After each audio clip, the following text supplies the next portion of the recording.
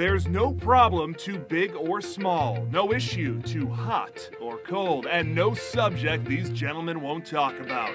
Let's head into the lab to see what they're working to figure out today.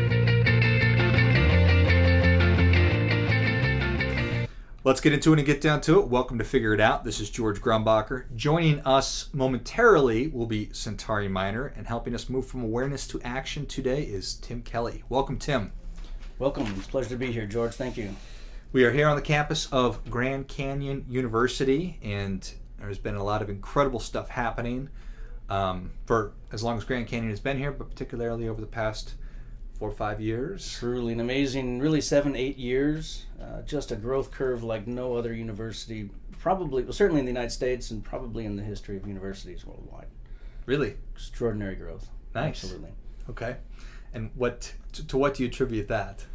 Well, I think primarily what we've been able to do here is provide an alternative in education that really didn't exist before. We are conscious capitalism, mission-driven enterprise. And to offer a private Christian education in this metropolitan area really wasn't available. Even though the school had been here since 1949, there really was never more than 2,000 or 3,000 students on this campus.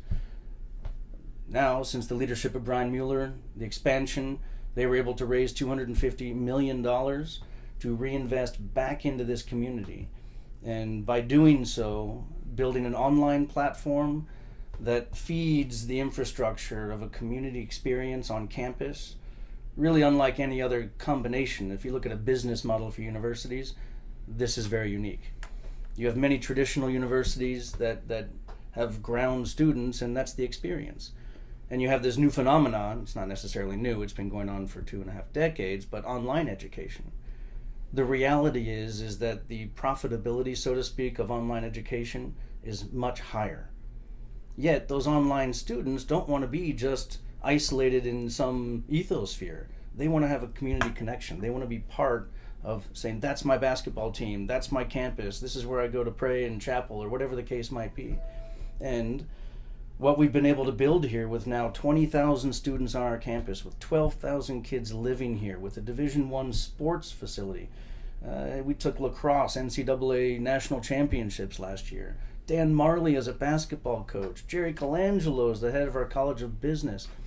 Really, people can look at it and say, I'm proud to be a part of GCU. Our outreach into the community is really unlike any other university in recent decades. And we've had groups like Marquette. They've come here to campus and they've said, you know what we did when our neighborhood got challenging, we built walls. That was what they said. Here, we said, you know what, yeah, there's been crime in our neighborhood. We recognize that, and we take precautions here, and we have a robust police force and our own gates and security guards and things like that. But more importantly, we've reached out into the community, built alliances with the schools around us to tutor the kids in those schools for free. They can come on campus 6 days a week till 9 at night to get free tutoring. We offer them scholarships so that they can come to school here for free. We offer their parents jobs to work here. And when their parents do work here, every student that's a child of an employee goes to school for free.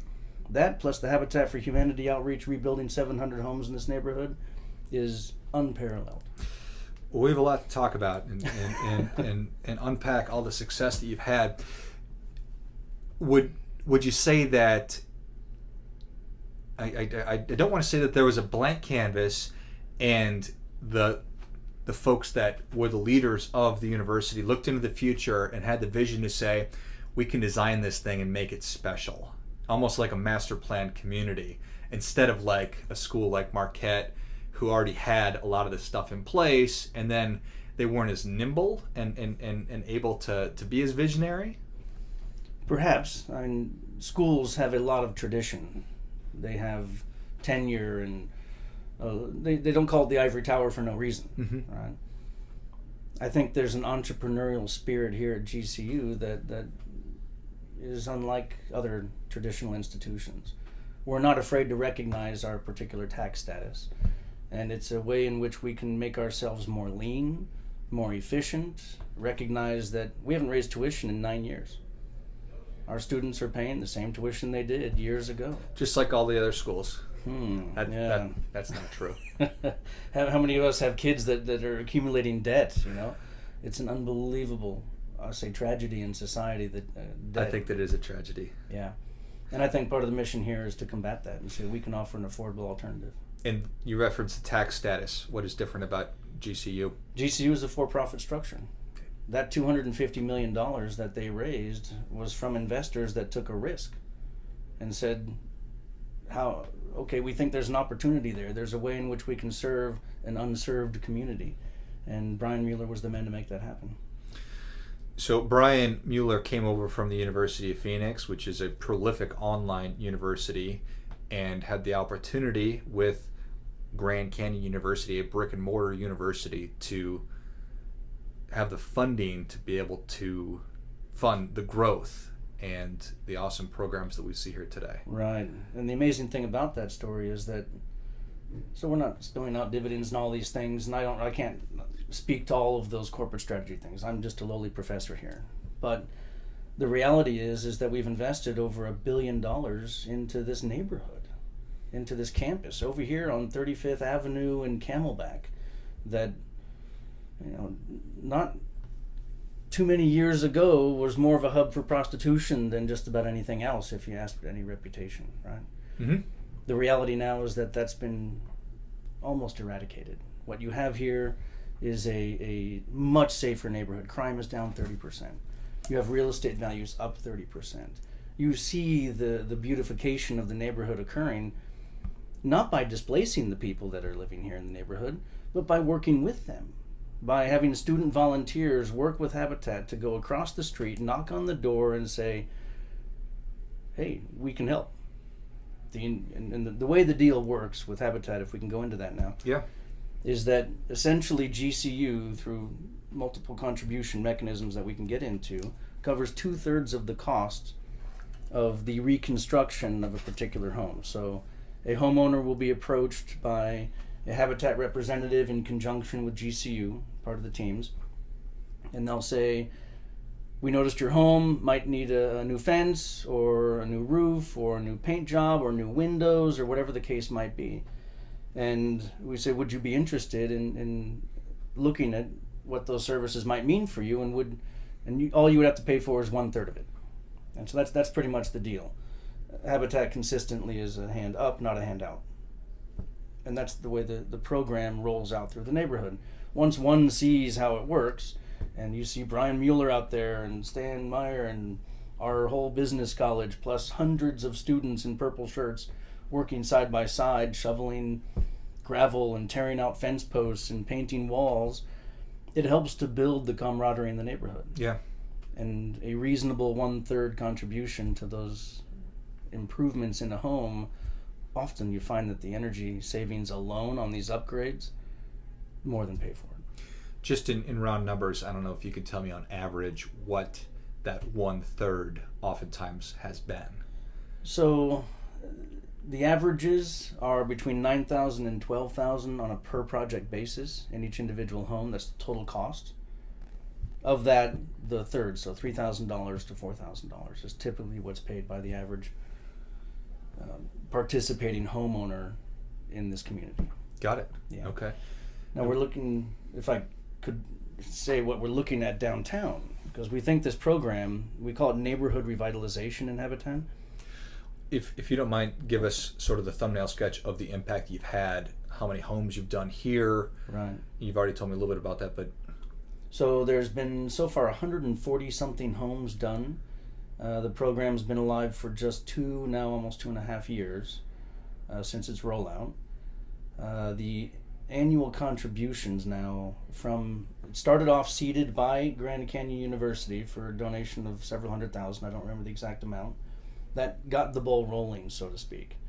Then, through a Arizona tax credit structure, so our government put into place years ago the ability for individuals to redirect some percentage of their state tax dollars.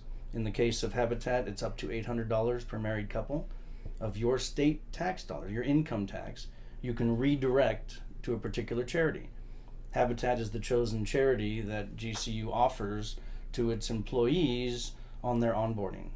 So when you become an employee at GCU, you're given the choice. You can pick a school. There's various affiliated schools as well.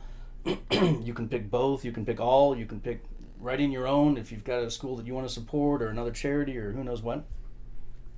But at least that piece of it is automated.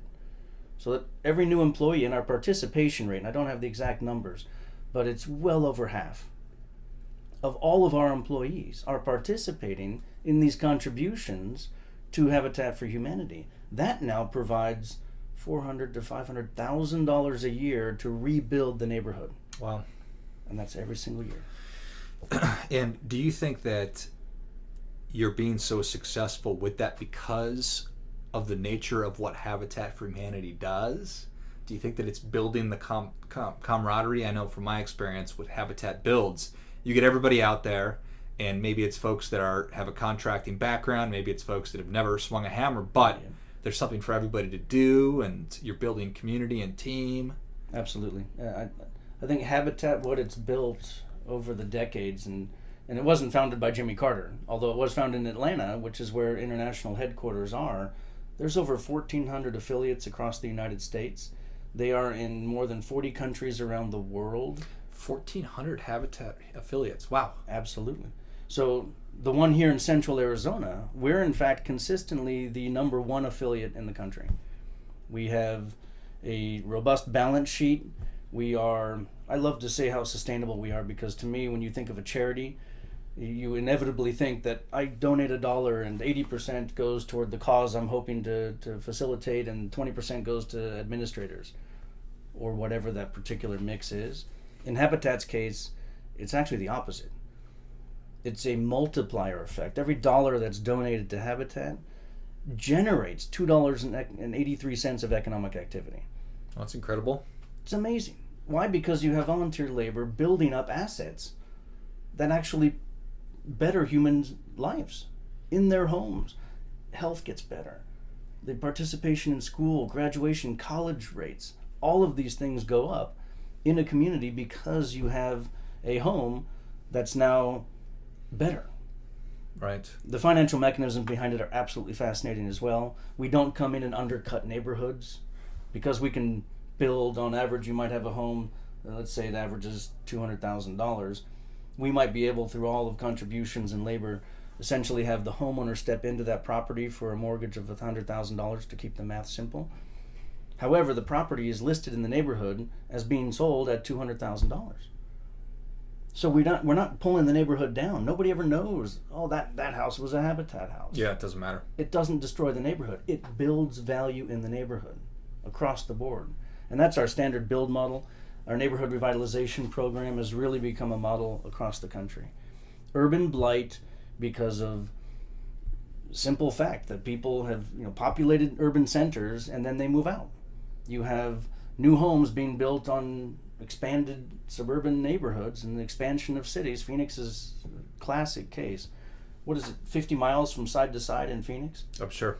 Unbelievable. Well, these neighborhoods like the one here at GCU, these were all built in the 50s. These were like original John F. Long neighborhoods. And you got the standard brick home there that has outdated technology. It's not energy efficient. Well, you step in, Habitat is the number one LEED builder in Arizona. LEED is an energy efficiency certification that requires that everything you put into a home has to meet certain environmental efficiency standards. So proper insulation, proper window seals, proper door seals, etc. All of those types. Habitat's number one in Arizona. Number one in Arizona. Well, that's certainly saying something. We got the award this year. Our CEO, Jason Barlow, gave the speech at the annual award ceremony. Why? Because everything we do is LEED certified. So we've done over 1,000 homes. We touch more than 350 families a year now. We'd like to raise that to 1,000 families. I'd take it even higher than that, but we'll stretch the crew to take them to 1,000 families served every year. And I think that's just beginning to scratch the surface of the real need here, because of the simple fact that housing has become unaffordable for many, particularly the working lower class. So how did the relationship between GCU and Habitat come to be? Well, I was originally approached by Habitat. I was working here at GCU as a professor in the College of Business, teaching economics and entrepreneurship and the things I normally do. And I was approached. They were hoping to have a research study done. And then we just started talking. My passion, I owned a construction and facilities management company in Mexico City for 14 years. We built hundreds of millions of dollars worth of projects all throughout Mexico and Latin America. I was intimate with Habitat in other areas and other countries, passionate about property rights and what Habitat represents, and bringing home ownership from an international standpoint is the foundation to economic development, in my opinion. So we just hit it off. I said, oh my God, Habitat needs to be here with GCU. We have something here at GCU called Serve the City, and it's where this is before Habitat was in the door. We still have Serve the City, and we get 1,000, 2,000 kids that volunteer. We have the most robust volunteer group that I've ever seen in my life. These students want to make a change. They want to impact people's lives in a positive way, and they look at groups like Habitat as a channel to make that happen. Well, we were doing these things, and we, as GCU, we couldn't figure out ways in which to get all these kids volunteering in projects. I said, Habitat can solve that problem. At that time, Habitat was dealing with about 10,000 volunteers a year, clear infrastructure to handle it. GCU needed to help its neighborhood. Perfect marriage. So we invited them to pitch, and the executive team saw the pitch from Habitat, and then it just clicked, and Brian Mueller said this needs to be part of our core outroll, part of our mission and our 5 pillars into the community. And it's just been an awesome model. Yeah, in hindsight, it's a no-brainer, right? Yeah, exactly, yeah. The entrepreneurial spirit lives and has benefits across the community. Yeah, I think that's incredible. And definitely a case study to be brought to other parts of the city and all over the United States, potentially. So, exactly. And speaking of other parts of the city. So what we've launched recently, just in the last few weeks, in fact, I now am chairman of Habitat for Humanity here, and we're putting together several initiatives, but one of the ones that I think is the most fascinating is an expansion of this neighborhood revitalization program. It's been an icon in this West Side area. We think that can be expanded into the downtown area. There's an area specifically that's received a lot of interesting new development occurring called the Warehouse District. Wonderful companies there. You have WebPT, for example. You have Galvanize there. Several other organizations have moved into that area. Those homes were built back in the 20s and 30s. You still have hundreds of homes. In fact, Habitat has done a windshield survey where we drive through the neighborhood and we pick out each home that's there. We can look at the plat agreement. We can see who owns what, who's renting, and we can say, well, this house needs roof, this house needs walls, this is a tear down, this one, and we can actually measure all that. So we did that survey. We're now reaching back out to the community to partner with companies like WebPT that's agreed to partner. Republic Services has also agreed to partner. Wells Fargo is helping out. Where based on those companies that are actually working in the warehouse district, and hopefully, if we're successful, getting those employees through that tax contribution to also contribute. So the companies can seed it to some extent. We've got wonderful support from a local foundation and family there, the Kelley Foundation.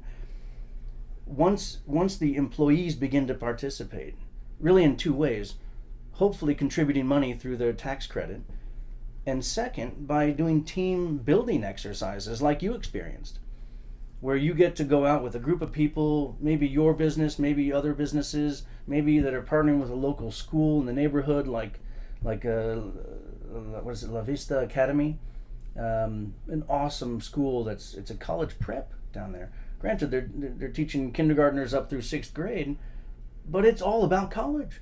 Right. They're trying to break the paradigm. Well, they're right there in the warehouse district, and they've got waiting lists of kids to get into that school. We can partner with them. You can build a home side by side with Julia Meyerson, who's down there, who runs that. Incredible organizations. That if we can do that downtown, there's easily 10,000 homes there that really need to be rebuilt. That many? Yeah. 10,000. That was really my next question. This will extend essentially from, let's say, maybe 7th Street, maybe a little bit over, get into the airport landing pad. Mm-hmm. You probably shouldn't be living there anyways. Down to I-17, over to the other end of I-17 on the west side, up to Washington. Got it. Well, that's a big area. It is. The Murphy district down there, GCU is now in conversations to provide further academic support and tutoring like we do here with our Learning Lounge. We're reaching out Alhambra High School, Bourgade across the street. I think there's, I want to say 10 or 20 other schools that have signed up for that support now. I don't know to what extent we're able to extend that down into other schools downtown like the Murphy district. If we can do that, if we can continue the expansion, hopefully GCU can participate in that as well. They don't have to. I hope that there's a path to help make that happen as we begin to help academically each of these local schools. Habitat can step in as the other partner because it has to be a holistic approach. It can't be, I build you a new home and everything's better. Right. It's, okay, we got a home, but your school sucks. Well, maybe we can improve the school. And maybe there's a way in which health can be included in that. And Habitat doesn't do health, and neither does GCU. But maybe somebody will. We're at Habitat, in fact, we are hopefully partnering with United Healthcare. There's a very long process to get approved as a vendor for them under Medicaid. But believe it or not, United's got a great program where to some degree through Medicaid funding, they have contractors go out and fix homes that are broken. Because what they found is that if people's homes are broken, i.e., air conditioning, bad plumbing, old people without ramps, ramps, handles, all these things, you get water damage and mold. That's not good for your health. Exactly. Go figure. So by being able to correct those problems in situ, to go into people's homes and correct them, Habitat is in fact hopefully going to complete that process very shortly and be approved as a vendor to step in and help these homes. So I didn't realize there was a program through Medicare that did that. Yeah. Or Medicaid. I wish I knew more about it. I don't. But well, that's awesome. That's the easiest way for me to express what I think about that is to say awesome. Yeah. Is there a way for you to measure the impact that GCU and Habitat has had in this neighborhood on literacy or school attendance or graduation? It's only been a couple of years, but well, it's getting there. Certainly the prototype is Alhambra High School just across the street. Okay. And what we've seen there, it was a D school when we started the program. It's now up to a B. Awesome. Expected to move up to B+. I suspect that trend will continue to improve. Now that families see better living conditions and the resources that their children can get by being a part of Alhambra, partnered with GCU, it becomes a destination. And you get a virtuous cycle that's occurring where they say, I want my kid to go to Alhambra because I know if he's there, he's likely to get that scholarship and he can go to GCU for free. There's a path. Mm-hmm. And we think that's an example of the improvement. We see it as well. I think in other schools that we're partnering with, we have a coalition with the Christian School Network across the valley. And some of those schools have been struggling. Poor Brigade across the street, they could probably have 700 kids and they've got 450. It's tough for them in that small, where they don't get charter school status. It's very difficult for their business models to be sustainable. By partnering with GCU, we now have our in-house marketing department, believe it or not. We have the big marketing department that actually does the marketing for the university, but we've now created a company that's student employees along with professional leadership that are a service that provides marketing for this coalition of schools. This is a prototype now, so don't tear me in one way or the other how these things work out. I've yet to see results. But it's a fascinating opportunity for practical experience from students that are engaged in marketing and social services, etc. Even our College of Theology gets embraced in the whole thing. Cross-discipline, of course. And by being able to have them work on projects of marketing for these other schools, hopefully there's a way in which we can offer them some, at least some support. Seems like an awesome idea to me. Great program. I'm going to stop saying awesome. Maybe I won't. Maybe I'll keep saying it. Let's keep on making you say it. Yes. So you're looking at the warehouse district. Say it's X number of square miles, 10,000 homes. How do you? Roughly. That's my Sure, number. yeah. I'm ballparking that. But yeah. In very round numbers. So how do you eat an elephant? How do you just start taking small bites? You start approaching. How does that work? So the rollout, in that first windshield drive, we identified the 477 homes in this small area called Grant Park District. Okay. And so very specifically, we know where we need to start. And assuming we can get all the pieces together, and it's a long-term process. This is something that will likely last a decade, at least. But the reality is because it's very difficult to get all of the parties, the volunteer labor, in conjunction with the need of the individual homeowner, lined up with the money all at the same time. Mm-hmm. All those moving parts, you have to have a planned strategy rollout. Sure. And the homeowner needs to have some flexibility in saying, okay, I realize that I might be waiting for 6 months for my new windows, but this is a pretty good deal. It makes sense. I'll wait. Otherwise, what am I going to do? Pay the whole price? That's a key part of the rollout. That's why that annual contribution and the employee part really becomes that sustainable piece. That's part number one. Part number two, and the reality of that area, it is substantially more poor than this west side area. Okay. Median household income on our west side neighborhood here is about $36,000. Okay. In the warehouse district, it's about 18. So they're not going to really be able to pay that 1/3. Mm-hmm. So we've got to find another way. Okay. Okay. So if we can get corporate sponsors to cover the 2/3, what we're building is a separate foundation. We're raising $20 million to seed this foundation. Habitat's, I think, able to seed it with a substantial sum, and then we need other donors to put that money in. So it operates almost like a university foundation, right? Mm-hmm. Where the proceeds from the investments of the foundation go to operate the essentially we could take our mortgage banking component, because Habitat is also a mortgage banker, and we can issue smaller loans. We can service those loans. They're zero interest. Let's say we amortize, it doesn't have to be amortized, it's just pay it back over a 5-year period. And we think that just the energy savings alone, by the corrective nature of the reconstruction of these homes, is more than enough to pay for that 1/3. Got it. And if I remember, this is all round numbers, and I'm just trying to go back through in my mind. In round numbers, it was around $1,000 that the people in the Grand Canyon neighborhood needed to come up with. Yeah, here a little bit more, roughly about 3. So the average project is somewhere between $9,000 and $12,000. Okay, that's right. And then they're paying 1/3 of it, so it's going to be $3,000 to $4,000. That's what it was. Okay. And just because the household income is lower in the warehouse district does not mean the home value is that much different. So it's still around the same cost. Yeah, actually we ballparked that to be lower. We're thinking Okay. about 9,000 will be the upside of projects there, on average. Got it. Yeah, they are smaller homes. That's why. Okay. Smaller footprint, smaller land print, fewer windows, smaller roof, Got smaller it. air conditioner.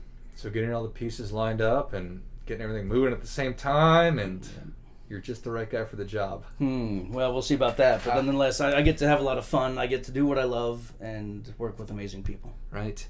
How has the city been? Have you been working with the city on that? There's been some outreach. Certainly Mayor Stanton is a huge fan of what's happened here with GCU and with Habitat. He's personally shared that, and I've heard him say it in multiple forums across the board, not to mention some rather large presentations even here on campus. One of the things that's been kind of interesting, you mentioned it, over the last 20 years or so, it's always been difficult from Habitat's perspective to work with the city in getting land. So we'll get Peoria and Glendale, their economic development departments or whichever division of their government, they say, oh, we've got this lot over here that we're going to bid out for low-income housing or for middle-income housing or whatever the purpose might be. Phoenix, ironically, have been through a process of accumulating plots of land. I think there's something like 30,000, don't quote me one way or the other on that, but 30,000 plots of land that really they're just sitting on the city's balance sheet.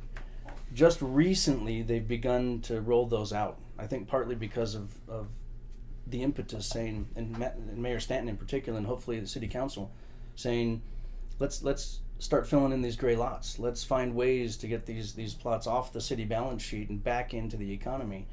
And housing is needed. So now we're just beginning to see some new land open up from the city perspective.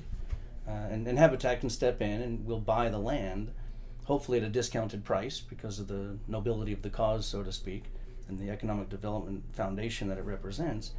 But we pay for the land.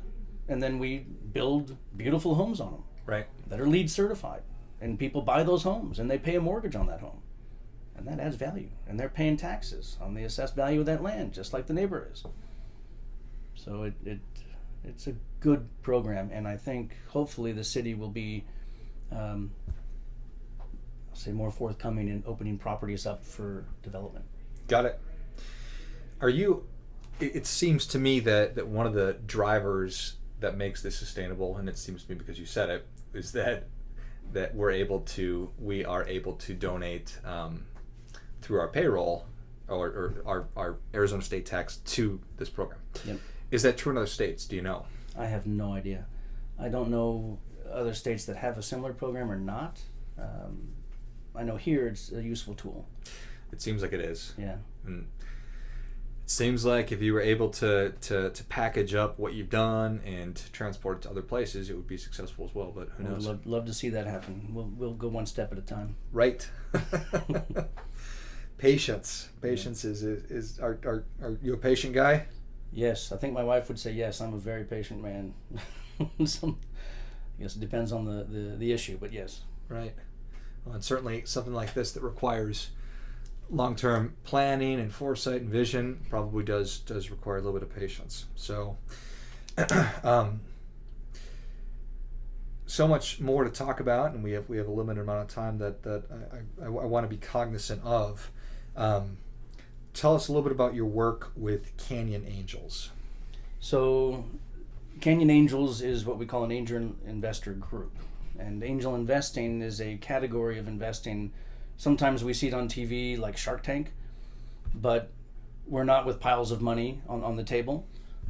We are what we call accredited investors, and this means generally that these are wealthy individuals. There's a technical definition. Basically, you got $1 million, more or less, outside of your home. And you're interested in investing in startup enterprises that have high potential. So these can be in any part of the economy. There's almost any style of business. This doesn't necessarily fall into biotech, or it's got to be an app, or those various categories of types of businesses. Angel groups tend to define what they're interested in. So Canyon Angels is one of really 3 key angel groups in the state of Arizona. There's also Thunderbird Angels that's kind of coming back to life, we hope, and bringing international flair from Thunderbird's unique footprint on a global basis.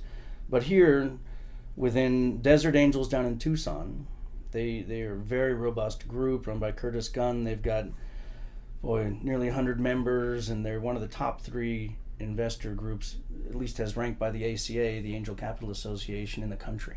Wow. Very active group. That's awesome. Great organization, great leadership. Here also, you have, run by Jim Galka, you have Arizona Tech Investors. And they've been around for many years. We all collaborate. So I call Jim and call Curtis, and we've got a deal that they're looking at or that we looked at, and we send it their way, and we all operate on a common platform. And we all use similar documentation. And that way we can share deal intelligence. What happens, because we're able, and this is a relatively recent phenomenon. I've been doing angel investing for 9 years, aside from my own startups, and this did not exist as options 9 years ago. What's happened really through these new platforms just in the last several years, along with other interesting things in the arena of entrepreneurship in the Valley, but this allows us to what we call syndicate deals. A startup needs to raise $1 million. Well, our little angel group and this one over here and that one over there, we might have some money in the bank, but guess what? We're not, as individuals, cutting a check for $1 million. So the average angel investment size is about $25,000. Well, it takes a lot of effort for an entrepreneur to go pitch. Do the math. $25,000 into $1 million is how many pitches does this guy have to give to hit the right one? Lots. Right. The probability that they can find those 200 people, 400 people, whatever the math is, it's really low. So the way in which we make Arizona a more attractive place for entrepreneurs to raise money is by making it easier for us to invest. The way we do that is we share information, we syndicate deals. So we might form a special investment entity. We'll have 6 or 7 investors that are interested in investing in a company. The current one we're doing is Naya Energy. So Naya Energy, a great entrepreneur, Ketan Patel, he's been on the board of Seed Spot, and he's had multiple exits. He's a brilliant man, brilliant leader. He's in an exciting niche about energy conservation, and he's got some brilliant technology plays about ways in which to control when you turn on what machine at what price you're buying the per kilowatt hour. Really great stuff. He's got to raise a lot of money. Yeah. So in that path, he comes to us, he comes to Desert Angels, he comes to ATI. Well, we all share the same vehicle instrument. So one of us, in this case, one group will take the lead, and if our investors want to be a part of it, well, we don't have to do it alone. And maybe we can step in. What we do at Canyon Angels is we actually lower that minimum threshold investment. So we say, you know what, you don't have to cut a check for $25,000. We can actually pool our funds, and we can say, you're in for 5, you're in for 10, you're in for 10, you're in for 5. We pool those monies, we form a separate little entity, LLC, and it's dedicated to nothing but the investment in that company.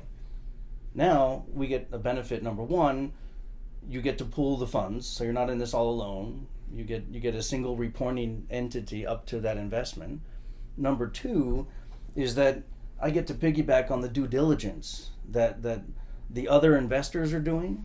And here at GCU in particular, at Canyon Angels, we have students lead due diligence teams. They're guided by member mentors, but they're actually calling up the entrepreneur, investigating, doing site visits, checking the technology, downloading the app, whatever it might be. And you'd be shocked what these kids can discover that often an old curmudgeon like me can't figure out. They have great insights. And when we have our pitch events, the entrepreneur comes and gives his presentation, goes on for 15, 20, 30 minutes, question and answer. We escort them out of the room. The student due diligence team gets up and does their report to the investors. And they get grilled. What'd you find out about this? Where'd you see that? Did you visit the site? Did you look at the air conditioner? Was the machine there? And these kids have done fantastic jobs. So then we pool our funds together into these little entities, and then we can all invest on similar vehicles. It's also a benefit to the entrepreneur themselves, because when these companies are raising money, very often we're at that beginning stage. Right. We're almost lumped together with friends and family and fools. We fall into the fool category most of the time. Right. and yes, we call ourselves angels, but that just makes us feel good. The reality is if we can combine our experience and deal structure and come together more or less as one entity or on common terms, we don't screw up the ownership structure of the entrepreneur's company. Because if they need to raise money from a venture capital group later, then we don't mess up them. This guy doesn't have 700 owners sitting on his balance sheet. Instead, he's got 2, 3, 4, 5 that happens to represent multiple other investors. Right. And now the benefit from the investor side viewpoint is if I need to build up a portfolio of 20 companies in this asset class, because I'm not going to put all my eggs in one basket, I'm going to take my $1 million and I'm going to say, you know what, I think I'd only like to put maybe 5 or 10% into this crazy category of angel investing. And so how am I going to get diversification in that basket? Well, if I can put 5,000 into 20 companies, I now get diversification. Mm-hmm.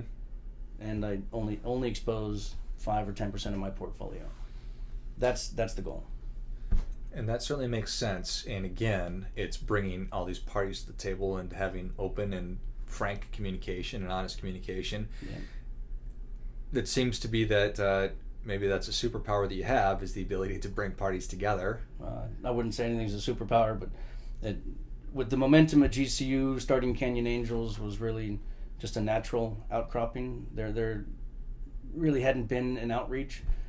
Some people here are doing wonderful things to expand the investor ecosystem. The reality is you've got about 140,000 accredited investors in the Valley. 140,000? Right. This is people that have $1 million in net worth excluding their home residence. Wow. Right. Do you know how many participate in angel groups?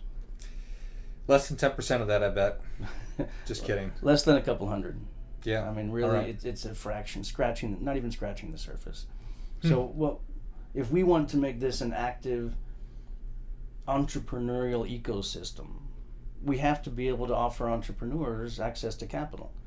And part of the way in which that is done is through angel investing. And really, it's an exciting asset class. Of course, Arizona grew up on real estate, and many of those 140,000 have largely made money by building homes and commercial buildings and hold real estate, and that's wonderful. That's great. There's also a life cycle within an economic development paradigm of a community, and Phoenix has been expanding beautifully. We're now at 4.5 million. Yes, we may go to 7 million. I don't know how that looks, but there's other things that we can do to, I'll say, diversify our sources of wealth within our economy. And this is one asset class that helps make that happen. Got it. Builds companies domestically. Right. Advice that you would give to people who are listening to this and they say, you know what, that's awesome. I think that it sounds like what Tim and what GCU and Habitat are doing is different in helping to grow and build communities.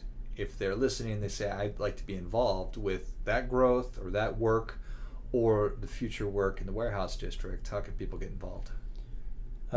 Certainly, if you would like to donate money, if you are a company, a building owner, you have employees, absolutely get involved with Habitat. It's a beautiful way. If you have, you are an accredited investor and you'd like to invest in startups, come to Canyon Angels, canyonangels.org.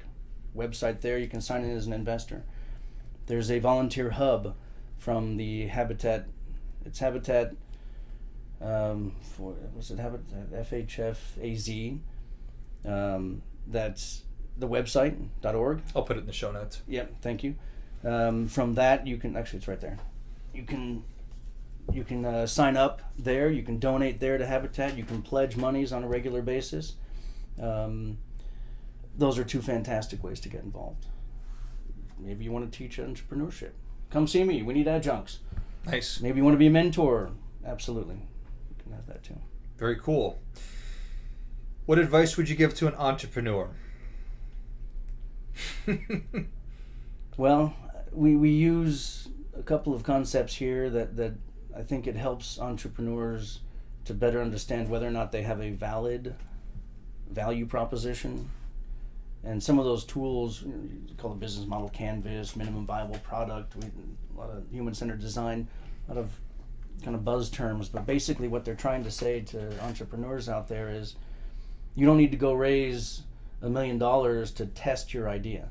You need to be able to find a way to test your idea and validate the multiple pieces of the hypothesis that you have that people are willing to buy what you are offering. How do you validate that? Because if you haven't gone through that process beforehand, the investors will look at you as you're wasting their time. And most importantly, and worst of all, you will have wasted your own time. You need to learn how to validate those things as quickly as humanly possible. And it often doesn't mean that you have to have a lot of money to do it or burn a lot of money. There's ways to test things that, through a minimum viable product, through other mechanisms, where you're not wasting your own time, your own money, or others. Nice. Excellent. What else would you like to get off your chest today? What else would you like to share?